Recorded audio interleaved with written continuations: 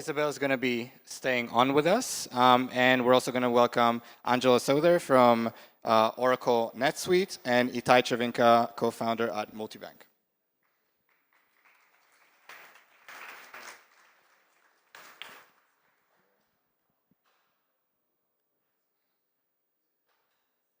Itai, can we get you on stage?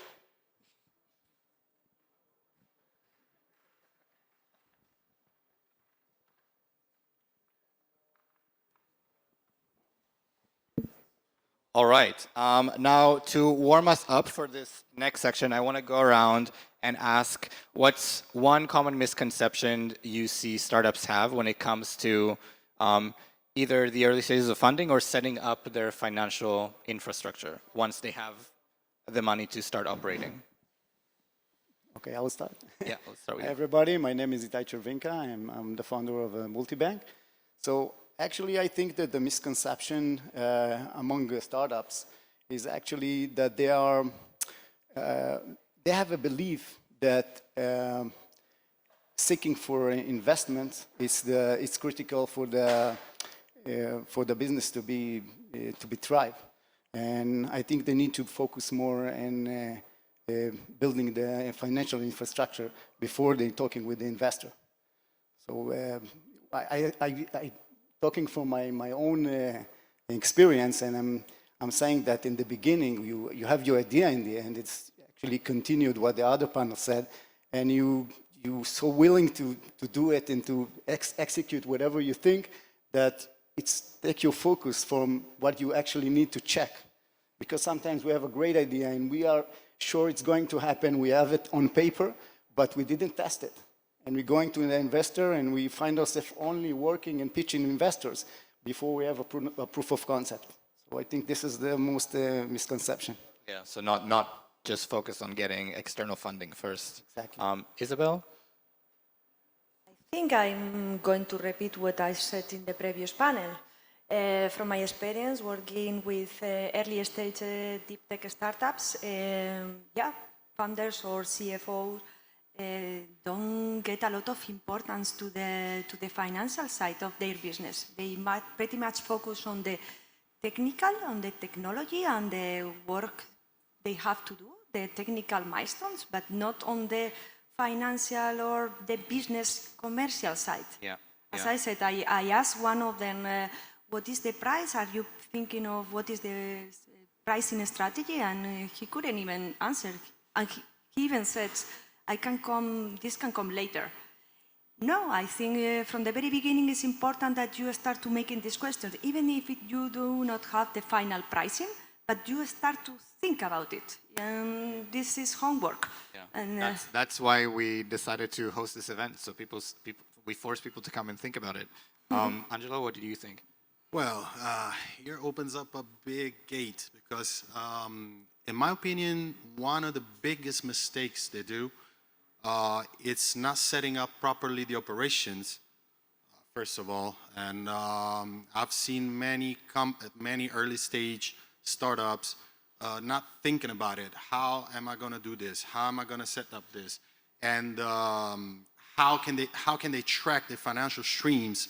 So adopting on an early stage a scalable financial ERP, in this case, it's key, for example, for them to understand what's going on, how the numbers are going, and it's a continuous thing that you need to revise and check, and only using an Excel spreadsheet it leads most of the time to a lot of mistakes. And at what stage would you say startups should begin considering an ERP system or an enterprise resource planning system? Definitely. Good question. They should start to adopting an ERP when they see that their operation are getting complex, when investors start to look for real-time numbers. They say, okay, what is this? What is that? Having a proper ERP set up is just a refresh, a click. You don't have to go and get your Excel spreadsheet and looking for numbers, do a double check work with your CFO or whoever it is, and double check if the numbers are right, don't look bad. You have everything there, set it up, they can have access, see it, and everything it's set it up the right way. This is why I think operations aligned with the financial streams of the company is key. You know. Yeah, I mean, when I was working for a startup, when I started as an analyst, and then they offered me the position of head of accounting and operations, and I thought, oh, that's a strange thing that you would want me to do both things. But when you're early stage one, a lot of people on the team will do more than one job, and it just made sense to think of financials from an operations perspective as well. And how much time you lose. You know, and stuff you can have it there and optimize that timing that you are wasting there and other things. And one of the things that I wish we would have done differently is not wait until we had to implement a cloud system for managing our accounting operations, and rather do it when it was still easier to do with Excel, because the overhead that was necessary to then migrate all the information wasn't worth waiting with investing, a few hundred euros a month on a good system. Now, Itai, you've mentioned like the self-funding route. You've self-funded some of your ventures instead of seeking external funding or financing. What would be your advice to founders considering that route as well? And what do you think are the key conditions for making that approach work successfully? So actually, I don't think it's instead. Probably, I will suggest to start with bootstrapping, and the equivalent word in Spanish is arranque. It's like the Kickstarter. So I don't think that, maybe if we can ask again the investors, the ones that are analysts for the investors, or the ones that represent investors, would you take the risk to invest in a seed company or just with the idea? They will say no. So wherever you go, wherever you, probably most of you, if you like startups, you see a Shark Tank, and you see that the first question is how many customers you have. Show me the numbers. So if you're coming only with the idea, when things you put on paper, it's looking good, so it won't work. But my journey, it was a bit different, and I wish I was in this seminar just 6 years ago, and I'm actually motivating you to go to seminars, to see people, to get educated with a lot of stuff, but I'm not just saying that I wish it never happened. I went through an amazing journey. I started with the financial industry thinking that, it was 6 years ago, and was the boss of the bank as a service. So I said to myself, hey, with a couple of friends, we can actually take this bus. They're doing everything for us, and just we need to acquire customers. And at the end of the day, along the way, I understood that actually this is not a startup. This is just doing marketing and helping other businesses to thrive, right? So you're just changing the name. You have no control whatsoever, not compliance, not on third-party providers. So during that journey, I came to meet with a group of programmers. Sometimes you have luck in life, and that's why it's very important not to sit around the computer and to go and to see people. And there were young guys that actually finished working in big banks, UniCredit and Deutsche Bank, and they actually were very, very talented programmers, but they have another thing. They have a banking background. So we start talking, I saw the work, I was amazed by the structure, because it was a PSD2 inside, all the security standards, AML, and the only thing that I really liked there is they build actually a crypto model and added to that. And this was the moment that I say to myself, wow, okay, this is what I like, multi-bank, crypto, with the bank approach. And this is that was my idea. So I took a decision. I didn't even consider it with my wife. And I actually bought the source codes. So instead of buying real estate, I bought technology. So, because I thought to myself, okay, I have no financial infrastructure yet. I don't have the business model yet, but I certainly know that I have actually a tangible asset that I can sell if something happens. And step by step, I can add things and check all the verticals and start working. So I can sit here and talk with you for 4 hours and to tell you how I check every vertical. But in the end of the day, I got to verticals. And by the way, those that I thought I didn't pay attention to them, they worked. So I started actually reinvest. I start working with acquiring customers and took that money.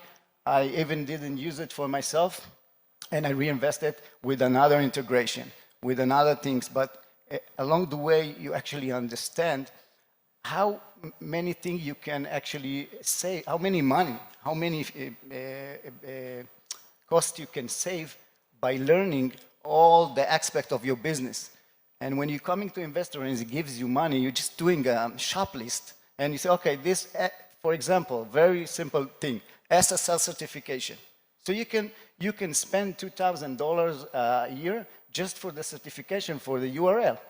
But you can do it for free for 6 months. Or you can do a lower with 6 months with a third of the price. So this is actually sharpening your budget skill. So in the end of the day, and I think this is answering one of the question here, when to go and to meet the investor when you have a proof of concept and when you're ready and you actually doesn't need him.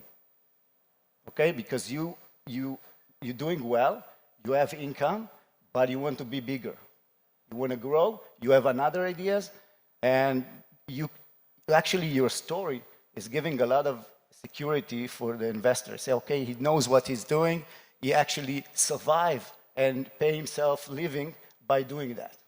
And like, speaking of being kind of at a position where you're ready to grow, when it comes to ERP systems, what are the specific benefits or like the main benefits that you think ERP systems like NetSuite offer founders and startups early on? So, consider NetSuite was acquired from Oracle in 2016 because it was the first ERP in cloud, in SaaS. The scalability that they have built, it helps companies from his stage, for example, up to Shopify, which is our client, for example. So how can we help him to get to that level, right? And this is what we do. Have a very scalable approach, real-time visibility of your data. Anytime we want to drive the company in their expansion, we call it land and expand, right? You land, set up, and expand. So set up your subsidiaries worldwide. We can, by the way, we put in cryptos too, and we set up all the values and everything. So we can support all the growth they want to do all over the world, so that, for example, the HQ can have a 360-degree overview of the financials, or on the other side, investors can, right? And so what we're trying to do in NetSuite is to avoid the old-fashioned way. This is the package of the ERP. This is 100 users. These are all the modules you got to buy. And you're going to spend 100, 200, 300K. And he just started. And he said, well, I don't have this money. So we're trying to let startups start with a very small, investment, and then slowly grow alongside with them, So this is the main benefits is that. Yeah. And you mentioned crypto briefly. Itai, like your work touches on crypto. How do you think businesses can start integrating crypto into their financial infrastructure? Okay, I think that crypto is the small word of what is going to happen. Because we're talking about the blockchain technology that actually started to integrate it in all over the world in a lot of systems. So, and if we're talking about actually let's think about the revolution of the internet, of the, Web 2, that were our grandmothers or grandfathers doesn't know what an email is it. But now to integrate and to work with the Web 2, you have to have an email. So if talking about Web 3 now, probably very soon you will have to have a wallet, a crypto wallet. So, and now people saying, why crypto wallet? I don't know how to open a wallet. I don't know how to get a wallet. And I believe that very soon it will be easy as to open an email. Probably a startup company will know how to do it. So I think this is, it's not about if it's going to help companies, it's going to be part of the companies and part of our world. The amazing thing about it, that for me it was amazed, that actually the ability to store value those days, and the crypto is just a derivative of what it is. So, I thought about it a few days ago, and I said to myself, I came with that sentence that it seems like we're going backwards to the autarky economy with the latest technology. Because actually today, I can pay you with art. I can pay you with NFT or with a bunch of information storage in storage digital value, and to send it to you all over the world. And you have security, you have transparency, and it not goes away. Sometimes today we're sending a SWIFT, and we need to call all the banks. Say, where is my money? Where is my money? But if I'm sending to some address in the block, I can see it right away. It doesn't matter, it's Polygon or it's Ethereum, I can see it. He cannot tell me, or delay me, like banks like to do. It will take a couple of days, I don't know, because maybe the secretary doesn't like to work late, or it's stuck in the compliance. Here, somebody send you, you see it already, and they say, okay, in 5 seconds, all the confirmation, and that's it, you have it. So the world is changing in a way that actually we can pay each other, and I see it as an energy. I give you services, I put my energy, I build something, I sell it to you, it's the energy, it's value something, and I send you this energy, this stored value, wherever you are, to your wallet. Yeah, I was talking recently to a friend who does a lot of ChatGPT trainings, and they got so popular where she could have left her job to just do the trainings, and a lot of her friends were saying, why don't you leave? It sounds like a great opportunity. And she was saying, teaching people to use ChatGPT is like teaching people to Google back in 2000. It's not gonna be here forever. We're just at the early stages of it. Going back to kind of financial management and budgeting, Isabel, when you work with companies and ventures, what are some common budgeting mistakes you see startups make, and what would be your tips for avoiding them?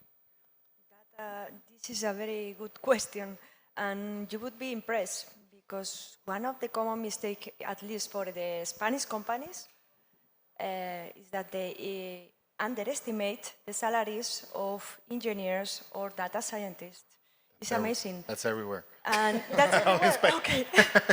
And especially good ones. I mean, grant evaluators, they want to see that the people that is involved in the project, I'm gonna give you 2.5 million euros to develop your project. I want your people to commit it. And that commitment, sorry, it costs money. So that is one common mistake. And I usually try, higher those salaries. And then another mistake is around the equipment. They tend to they think that they can charge the whole equipment or infrastructure into the cost of the project, but only the amortized cost can be covered. And then also another typical mistake, or that they don't know, is that you can subcontract cost, and this can be inserted in the budget, but that there are certain percentage. For example, in the AEC accelerator that I work for, is 30% of the subcontracting cost over the total cost of the project can be done. And then those subcontracting costs should be in activities that are not in the core of the company, but something add-on. So and what's the reason for that from like the AEC accelerator point of view, that they don't want companies outsourcing so much work? They want, but not too many, or they want you to do the core activities in-house. Why? Because you own, you do not lose the know-how, you grow your company, you create jobs. If you subcontract, it can go, I don't know, everywhere. Yeah. It's about growing solid and on your core knowledge, and don't share this knowledge, maintaining in-house. This is important. Also easier, I guess, logistically at least, to protect the IP that you were mentioning earlier. Now, before we open this up for the audience, the final question I want to ask everyone is, what's one piece of advice you'd give to a founder looking to build a strong financial foundation from the very start? I can be. You already did that. I can be quick, and I already did it from my experience in early stage deep tech startup. Start the sooner the better. Even you will kill me, even with an Excel file. But at least you have think of what are the costs, what are the pricings, your expenses, your hiring plans, etc. And then it will change. It will change. But yeah. Definitely. I mean, that's the Excel is a starting plan. You know, I love a good Excel sheet. Me too. Is the temp 0. You know, you start from there with Excel, but after. Because I've seen so many companies, you know, stepping back and say, oh, but now I need to integrate this, all this, da. And then you see that they're going to pay to do all that, the triple of the money most of the times, of what if they would have started from the very beginning. And sometimes you need to show them that, you know, through other clients who did that. So sometimes my tip is start a build not from time 0, because that's stupid. But in the moment you start to see that your numbers are growing, you need to track them. You need to show those numbers in real time to them, for example, right? Start to set up a proper, scalable financial ERP system. It's about like being proactive and not reactive. Exactly, because otherwise after you're going to pay way more, because then whoever's going to implement it, he needs to, because you know how many times, and probably you have seen it, they say, no, but I can do the software tracking, this, and that. They have in-house software where they need to integrate another ERP, so you need to pay for an integration, then they need to pay for a new software, then they need to, doesn't make sense. There are other software, they do this from already long time. And also the overhead of migrate. I mean, I remember, I mentioned when we had to migrate all of our beautiful Excel sheets, but still Excel sheets, to a cloud accounting system. It just, the task was my task to do. And after a month of, trying to integrate 3 years worth of accounting data and investor data into the system, I had to go to my boss and be like, we need to hire someone to do this because I have like higher value tasks to do, and I'm spending all day just moving Excel sheets into a system. And your boss lost a resource because you had to go and stay there. Yeah, exactly. So we had to hire someone to just do the manual input. Itai, any last tip for building a strong foundation? Actually, in one sentence is if you want to run, learn how to walk. This is one.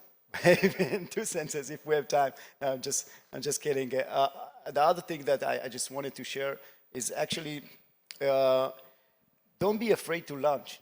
I mean, it's happened to me. Probably it's happened to, I don't know how many of you are doing the same. But I can give you an example. When I first went to Wix, just to, because I didn't want to pay 10,000 for a fancy website. It was a mistake for me. It wasn't, if we're talking about the lean operation, I didn't need that because the product is more important than how it looks. And in the end of the day, what I saw is that if I'm going to click the publish, nothing will happen.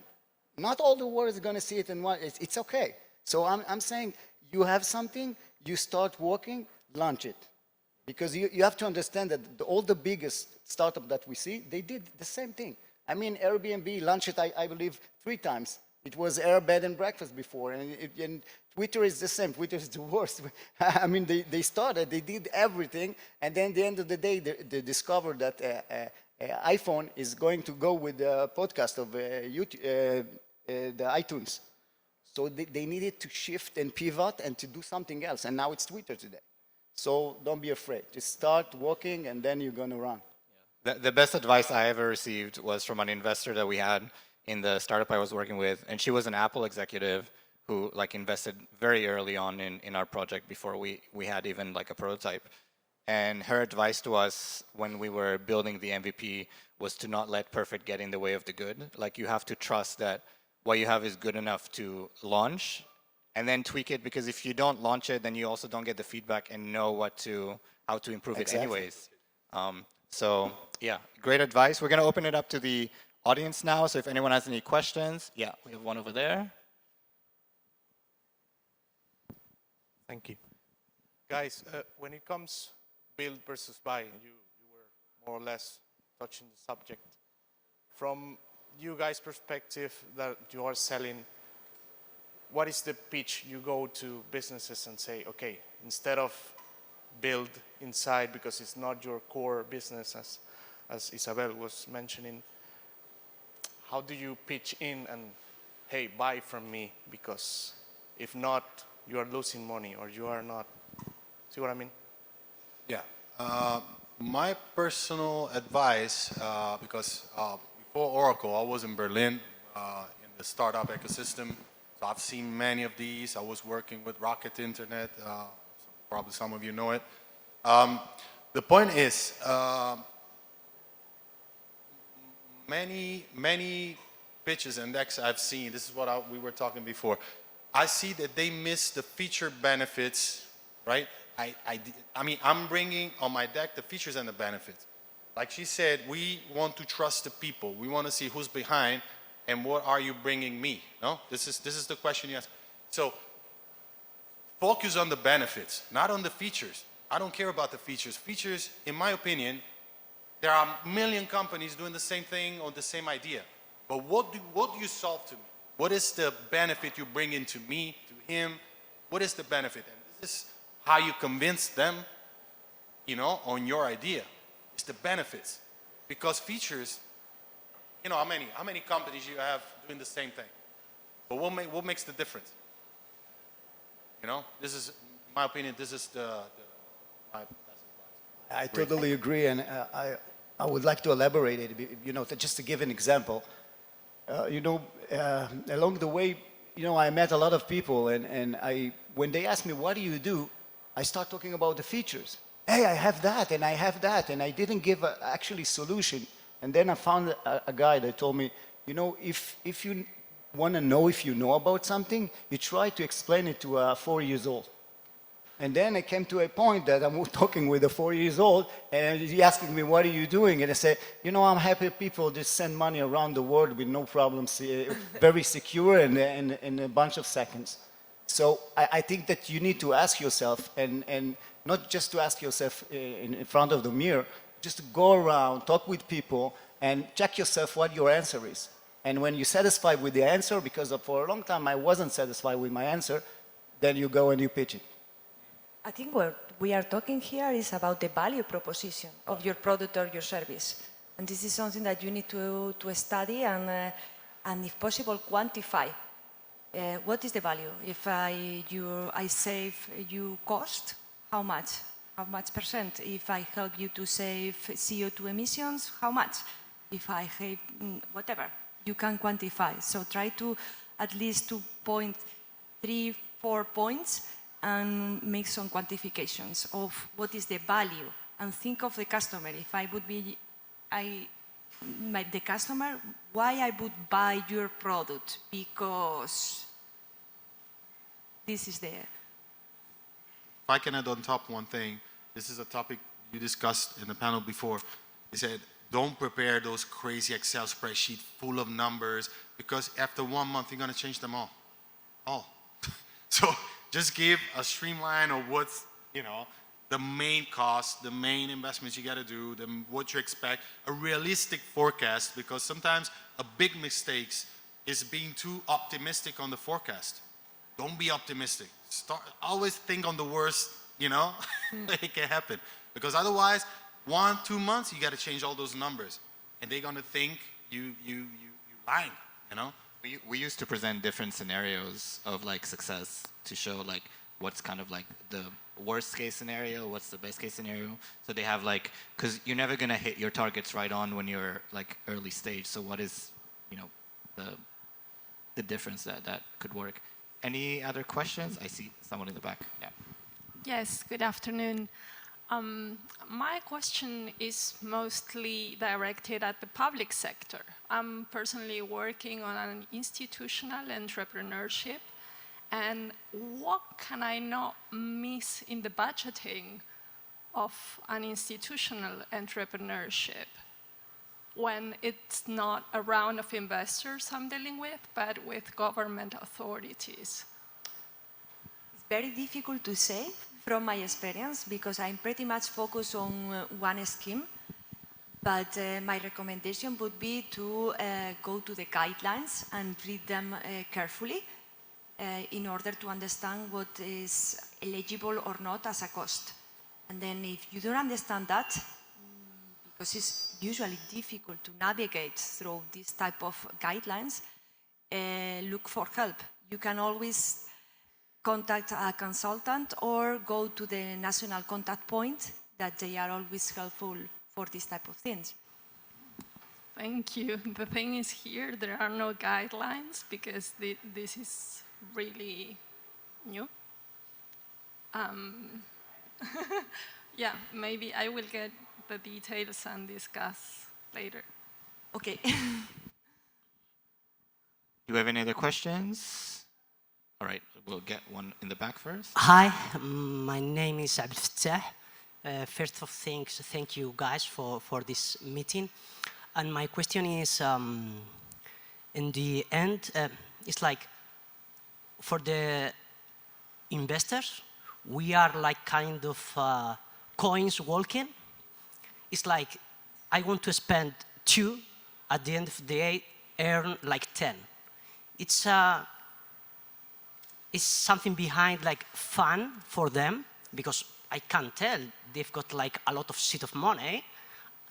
And then it's like, okay, what makes you different for me to invest in you? So it's what their motivations in the side of the investors. We are numbers, or there is anything else behind that? I mean, I'm not an investor. I mean, what, in my opinion, if you want my honest opinion, we're talking about business. So yes, you are a number. Let's go Period. with the truth behind it. Okay. You are. I'm a coin. Then I'm sure that you can build up, of course, after, working together and such, probably you're gonna, from the number, you're gonna become you know? But at the beginning, it's business, So from my perspective, you need to think, how can you be the best number for them? That's all. Okay. Anything to add to that? I totally agree. I'm not an investor. I'm on the other side of the board. But actually, we talked about it before, Angelo, remember? And we think, I think, and I think you agree with me, that it's, first of all, yes, it's about the money at the end of the day. But it's also depends on the culture. So in Europe, the investors are different. And if you go to the United States, probably you will meet somebody that really likes you, and he likes your idea. They see the beer with you, and they say, you know what, I have tons of money. I like your idea. Let's go. Let's play a bit. So Maybe it's a unicorn or something. it's something, at the end of the day, we are humans. And somebody as you were, amazed by your idea, probably other person will think the same. And probably, you had the luck that you have the same amount of money that you need. And it's working together. But if we think about it structurally and on the paper or in a real business thinking, it's in the end of the day, it's the money. And I think it goes back to knowing your investor. Some investors will have different risk tolerances than others. Okay. Some maybe invest very strategically based on numbers alone. Others maybe invest in founders rather than you know, the idea. business behind it. So like, what kind of investor are you talking to? We'll take one more question, and then we'll move on to the last panel.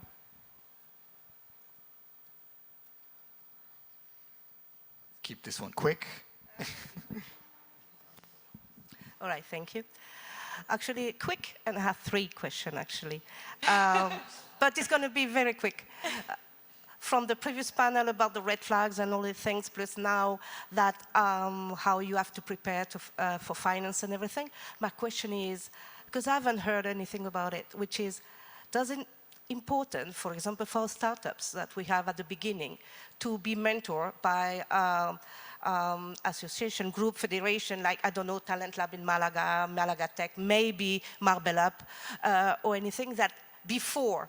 So they're with you step by step, all the way, step by step, to get to when the moment is to finance, you have everything prepared and good. So not to be alone and say, I have my idea, I'll go and go, but actually getting mentorship that go with you all along without getting your essence. That's my first question. My second question will be, all of you will be, because I'm from your team, actually. I think I'm Team Itai now. Not because I don't know. I'm scared that if you pitch too soon, you get finance, the essence of your idea of your project will be completely denatured by the company there with you, because they just push you to be, I want to see the number, grow, and then you lose the focus of sometimes what is your perspective and your plan. That's second. And the third, I'm with you, I'm blockchain completely, crypto as well, but the problem is, I think it's a problem in Europe, which is, I think, crypto for the public, but because of all the administrative and all the public parts, I think it's like a taboo word, which you cannot talk about crypto because So, which is ridiculous, because not too long ago we were paying the coffee with money. Now barely people pay with coins or with you pay with the wallet on the phone or in your watch, and then the next step will be no more money, no more coins, and then we're going to have crypto, whatever it's going to be with the new law. And then I agree with all of you. I think it depends on where you go to pitch and to ask for finance.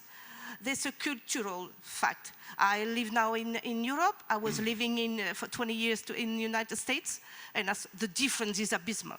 Here, they're very risky. They're scared of giving money. Conservative. But I'm gonna like quickly touch. We're gonna get into more crypto in the second session, so I'm gonna touch on the second question about having investors kind of diluting your like essence or control. I think it's really about being clear very early on. In the company that I was involved with, well, we had 164 investors, individual investors, and none of them tried to control what we were doing in like the 7 years that I was there, because we were very clear with them